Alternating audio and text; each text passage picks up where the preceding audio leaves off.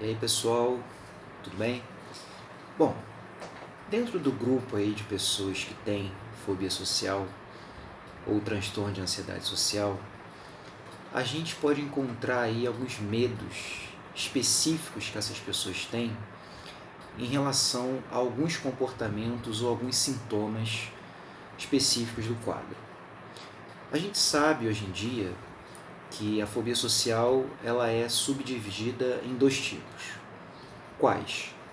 A gente tem a fobia social generalizada e a fobia social específica, que é aquela fobia em que a pessoa tem medo geralmente de situações de desempenho, onde ela tem que fazer alguma atividade específica em público, tipo comer em público, trabalhar, falar em público, escrever e assim por diante. Tudo bem?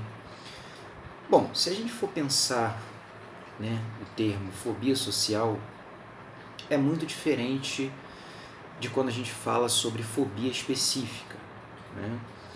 Quando a gente fala fobia específica, a gente está se referindo ao medo de alguma situação ou objeto muito específico.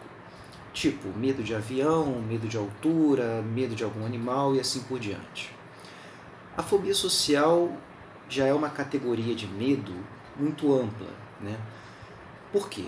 Porque existem 1.500 situações sociais que são muito complexas, então fica difícil você identificar exatamente qual é o conjunto de medos sociais que a pessoa tem. Tanto que o próprio termo fobia social ele foi deixado de lado e foi substituído pelo termo que, do meu ponto de vista, é mais adequado, por transtorno de ansiedade social.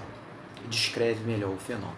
Bom, uma característica muito básica desse quadro, que, digamos, 90% ou mais das pessoas que têm a fobia social apresentam, qual é? É um receio, uma preocupação ou um medo em demonstrar os sinais de ansiedade. Então, a literatura sobre o assunto, ela vem começando a subdividir alguns medos que os fóbicos sociais têm, que poderiam, inclusive, ser categorizados como um diagnóstico separado, tá? Que não seria de fobia social, mas seria uma fobia específica dentro da fobia social. Como assim? Tem pessoas que têm fobia social, por exemplo, que têm um medo excessivo de ficar vermelha, de corar, ruborizar na frente dos outros.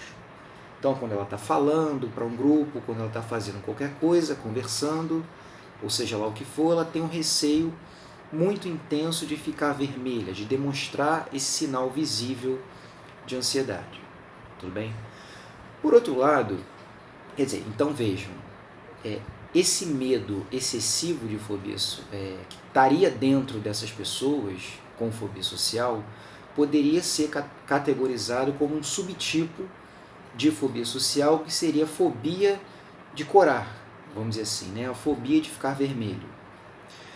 Bom, dentro desses subtipos da fobia social, um que vem sendo bastante estudado aí é o que a gente tem chamado de ansiedade de contato visual.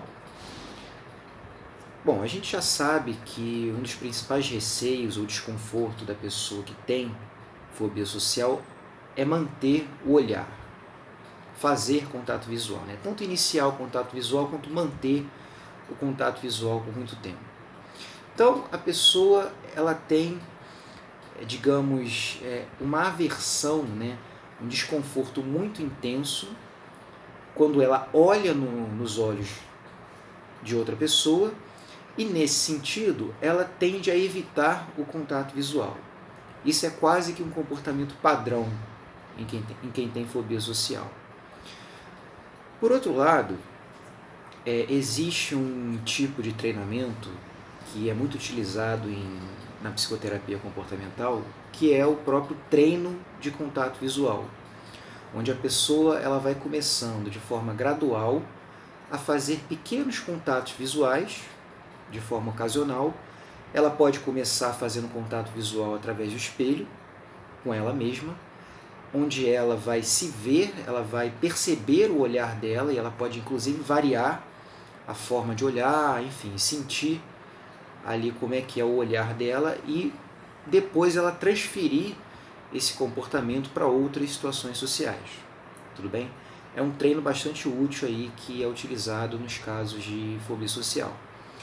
Por quê? Porque grande parte, como eu falei, né, das pessoas que têm fobia social, quer dizer, elas não conseguem manter o contato visual e você manter o contato visual durante uma conversa, por exemplo, é fundamental para que a interação ela seja adequada, seja satisfatória, né? Tanto para a própria pessoa que tem a fobia social, quanto para outra pessoa que está na interação.